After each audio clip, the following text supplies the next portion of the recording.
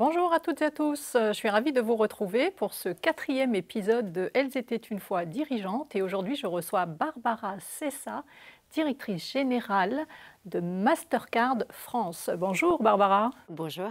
Barbara, si tu devais décrire ta carrière en un titre de film ou une chanson ou un livre, qu'est-ce que ce serait?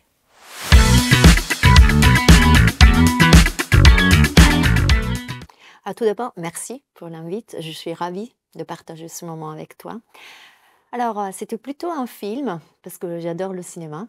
Et donc, je te dirais La couleur des sentiments. C'est The Help, pour les gens qui ont The vu. Help. L'histoire, en fait, de sororité, de courage, de 3 femmes qui vont changer les règles du jeu. Et donc, ça m'a beaucoup rappelé ma carrière, parce que c'est exactement comme ça que j'ai vécu, en écoutant les autres, en apprenant à fur et à mesure, et en changeant aussi un peu les règles du jeu. Alors raconte-nous justement comment tout a commencé pour toi dans ta vie professionnelle, mais si on remonte un peu avant.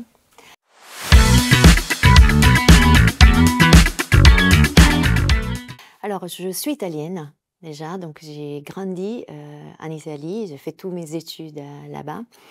Et je vais te raconter ça parce que je pense que ça a eu après une influence sur ma carrière. Je viens d'une famille matriarcale. Donc, je suis née dans un petit village du sud d'Italie. Et ma famille, c'est une famille avec beaucoup de femmes. Et je dis souvent que dans les familles du sud, c'est la femme qui a le pouvoir, sans le montrer, mais en exercitant le vrai pouvoir. La mamma. La mamma, esatto, et la grand-mère. Et en fait, en faisant croire aux hommes qu'ils ont le pouvoir, mais en fait, toutes les grandes décisions sont prises par les femmes. Et ça, je pense, qui a influencé dans ma façon de voir la carrière. Et donc, j'ai grandi là-bas, fait mes études en Italie, commencé des études en économie bancaire, après passé au travers de plusieurs sociétés italiennes et internationales, et je suis arrivée chez Mastercard il y a plus de 16 ans maintenant, en 2008. Commençant ma carrière dans le bureau de Rome en tant qu'account manager. Donc, j'avais en charge de la relation commerciale avec les banques, les fintechs et les marchands. Et après, je suis arrivée à Paris pour une question personnelle, en fait, pour l'amour, que c'est la chose qui fait bouger le monde. Tu as rencontré ton mari à Paris? Non, j'ai rencontré mon mari en Italie, c'est un Français. En Italie, d'accord. Et en fait, comme il avait envie de revenir en France, j'ai demandé à Mastercard si c'était possible pour moi de venir en France. Donc, c'était 2009 et donc j'ai accepté un challenge dans un challenge. Donc, changement de pays, changement d'environnement de travail, même si c'était la même société, et surtout apprendre une langue en travaillant. Donc, j'ai commencé avec une fonction de sales manager. Après, je suis passée dans la partie service, produits. Et aujourd'hui, depuis une semaine, nommée directrice générale. Bravo. Et est-ce que quand on est dans un petit village d'Italie, est-ce qu'on rêve à diriger une entreprise comme Mastercard?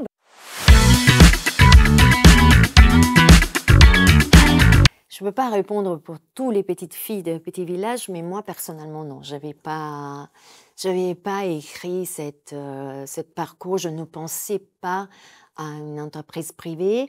Mes parents, c'était plutôt dans le milieu des hôpitaux. Donc, j'ai vu toujours prendre, se charger, en fait, take care vraiment des autres gens. C'était ça mon modèle.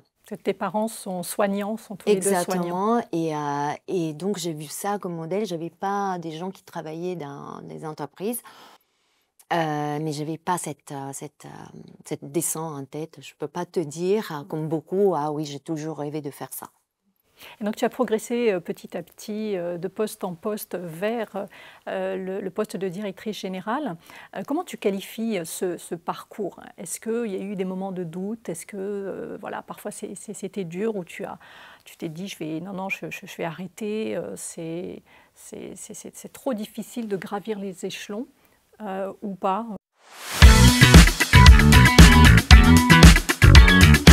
Non, c'est pas fait d'une manière naturelle et c'est vraiment le fruit du travail, mais beaucoup de rencontres et aussi de la résilience. Et quand je te parle de résilience, c'est vraiment quand arrive quelque chose de négatif, et ça m'est arrivé dans une longue carrière, c'est normal, on ne peut pas toujours grandir à vertical. Ça, je veux le partager comme message parce qu'on a tous des moments de difficulté. Mais en fait, c'est exactement dans ce moment-là qu'on voit la différence entre qui a l'ambition d'arriver et qui doit s'arrêter, en fait. Il faut aller chercher, moi je cherche toujours cette petite flamme en moi. Et des fois, dans les moments plus difficiles, je suis comme la personne qui va escalader la montagne. Et dans ce moment, je te jure que je suis dans la même position. Je regarde la montagne et je me dis, je ne peux pas arriver au sommet tout de suite. Donc, il faut juste que je mette un pied derrière l'autre. Et alors, dans les moments de difficulté, c'est ça que je vais faire. Je vais me concentrer sur moi, sur mes forces, plutôt qu'aller chercher les choses qui ne vont pas. Nous avons toujours la tendance à vouloir dire « je veux m'améliorer à 1, 2, 3 ». Mais dans des moments de difficulté, il faut vraiment se concentrer sur toutes les choses qu'on fait bien. Aller chercher cette énergie-là et se dire que le voyage sera long. C'est une marathon, ce n'est pas un sprint. Et pour moi, c'est comme ça que j'ai regardé ma carrière. Et j'ai eu des moments difficiles. Quand je suis arrivée en France, en fait, je faisais un travail qui était beaucoup moins important que ce que je faisais quand j'étais en Italie, mais c'était normal. J'avais mis un jeu moi-même.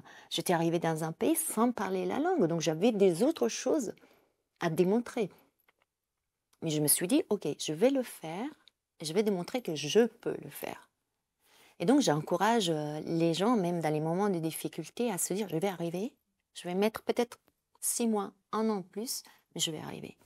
Et qu'est-ce que tu as appris sur toi-même dans ces moments justement de difficulté?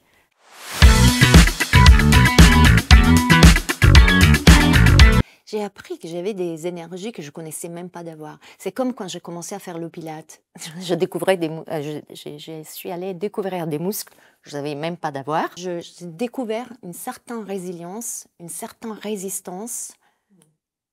Que tu ne soupçonnais pas. Je ne soupçonnais pas. Et je me suis découverte vraiment dans ces moments-là, encore une fois, aller chercher cette énergie au fond de moi. Et est-ce que tu penses que tu as une singularité par rapport aux autres dirigeants, maintenant que tu fais partie justement de la famille des dirigeants de grandes entreprises? Est-ce que tu penses que ton parcours est particulier, a des singularités par rapport à eux? Je n'ose pas dire, tu vois, que mon parcours est différent. Je n'ose pas me mettre dans un coin différent des autres. Ce que je peux te dire, que la façon dans laquelle j'ai construit mon parcours, c'est vraiment en regardant les autres et en écoutant les autres et faisant partie d'un groupe. En fait, je ne pense pas que je suis arrivée là où je suis toute seule. Je le dois à beaucoup de personnes. Et pour moi, ça, c'est important parce que le succès n'arrive jamais parce que tu es seul. Personne toute seule va gagner. Jamais, jamais. Et donc, je le dois vraiment à des rencontres. Et je le dois beaucoup aussi à la sororité, qui est un sujet qui me tient particulièrement à cœur, comme tu sais bien. Et je pense que c'est vraiment le résultat et aussi des moments de chance, il faut le dire. Et est-ce que tu penses que ton parcours a influencé ton style de management? Si tu devais le décrire justement, ton style de management, qu'est-ce que tu dirais?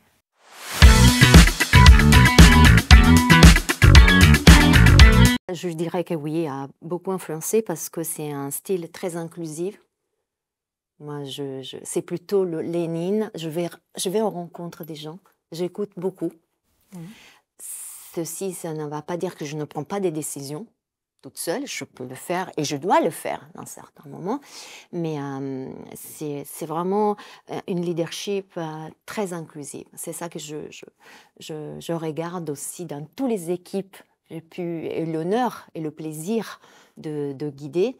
C'est en fait, je pense que chacun et chacune apporte son point de vue. Alors justement, quels sont les principes qui vont guider toi, tes décisions en tant que dirigeante?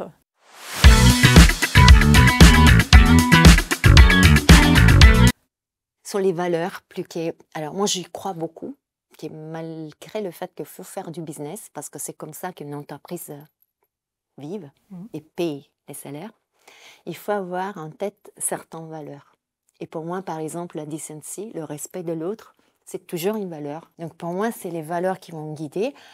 C'est aussi un peu d'instinct.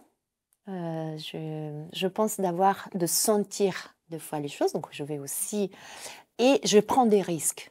Je l'ai toujours des risques calculés, bien évidemment. Je ne vais pas mettre en péril l'entreprise, mais je pense que des fois, pour démontrer des choses, il faut se mettre à risque. Il faut, surtout dans des secteurs comme les secteurs technologiques, il faut innover. L'innovation aussi, le résultat d'un risque que tu vas prendre. Est-ce que tu as une devise, Barbara?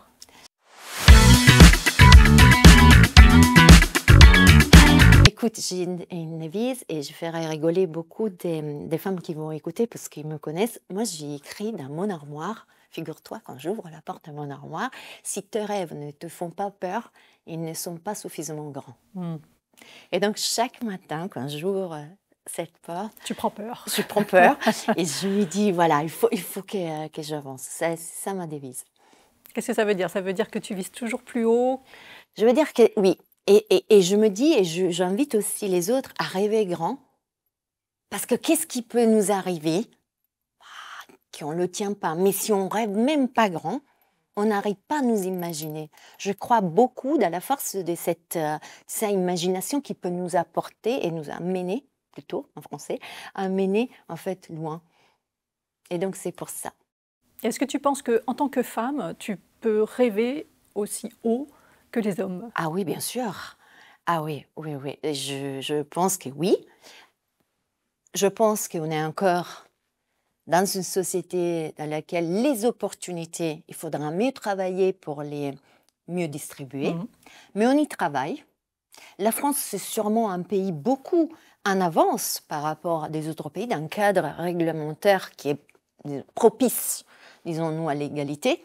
Mais c'est sûrement un sujet encore sous la table et un sujet sous lequel tout le monde devrait travailler, hommes et femmes, parce qu'en fait, l'égalité, ce n'est pas un sujet pour les femmes, c'est un sujet des sociétés.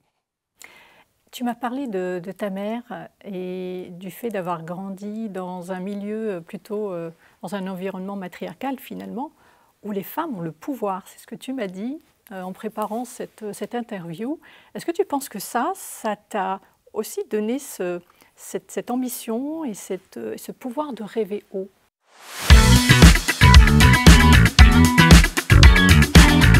Ah oui, je dois beaucoup à ma mère. Je dois beaucoup à ma mère parce que j'ai vu toujours une femme, avant tout, qui travaillait beaucoup et qui, pas pour cette raison-là, ne donnait pas de l'amour. Donc j'ai appris tout de suite que c'était possible un équilibre, pas tous les jours. Ma mère, elle me disait toujours, l'équilibre, tu ne le trouveras.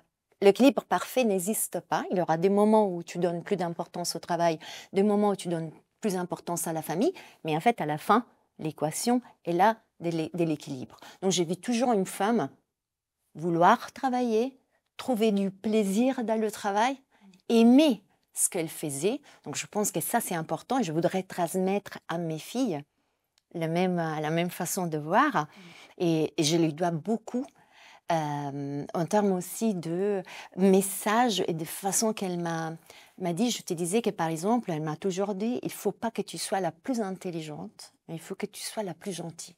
Et au tout début, je disais, mais c'est pas possible, maman, tu peux pas me dire ça. Elle me disait, oui, parce que c'est ça qui va faire ta différence. Les gens vont se rappeler de toi, ils vont venir vers toi. Tu sais, des gens intelligents me disent, on va pas, en fait, on a beaucoup, et l'intelligence est moyen dans tout le monde, mais la gentillesse, c'est une valeur à cultiver. Tu développes de beaux projets sur l'inclusion financière, justement, au sein de Mastercard. Et c'est vrai que quand tu en parles et quand tu expliques ces projets, je sens cette empathie dans la manière aussi de développer des produits qui vont aider les autres. Est-ce que je me trompe? Non, pas du tout. En fait, l'inclusion, déjà, Mastercard a un objectif qui était fixé il y a quelques années. Disons que l'inclusion, c'est inscrit dans notre stratégie, donc la diversité et l'inclusion, mais l'inclusion dans ce cas-là en particulier. Et en fait, nous avons cet objectif d'inclure dans le système économique 1 milliard de personnes avant la fin de l'année. Nous sommes presque à notre pledge. Donc, c'est vraiment quelque chose dans cette philosophie de doing well by doing good. qui a été créé par notre CEO. En fait, l'idée vraiment que notre rôle, donc privé, société privée, c'est aider l'écosystème et donc inclure ces gens. Aujourd'hui, on a 2 milliards de personnes qui sont non bancarisées ou sous-bancarisées. Et en fait, ça crée des problèmes. Donc notre objectif est d'aller inclure dans le système. Est-ce qu'il y a une femme qui t'inspire, Barbara?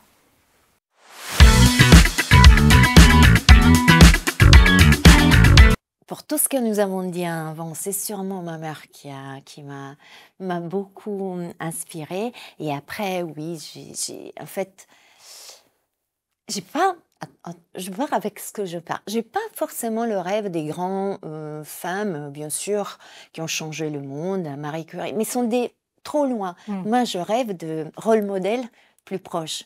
Et ce que je dis aussi aux jeunes femmes, trouver un rôle modèle dans votre entourage. Parce que aimer, je sais pas, Christine Lagarde, bien sûr, tout le monde admire Christine Lagarde. Je suis une fan absolue de Madame Lagarde. Je pense que c'est une femme incroyable.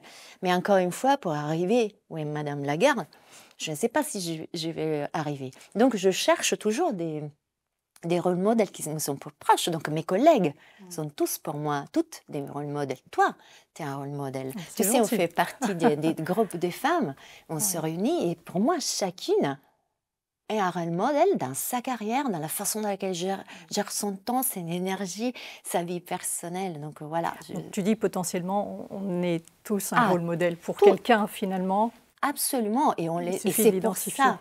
Et c'est pour ça, et c'est un bon point sur lequel je vais revenir. Et c'est pour ça que j'invite les femmes à être plus proches l'une des autres, parce qu'on est toujours un rôle modèle pour une autre femme.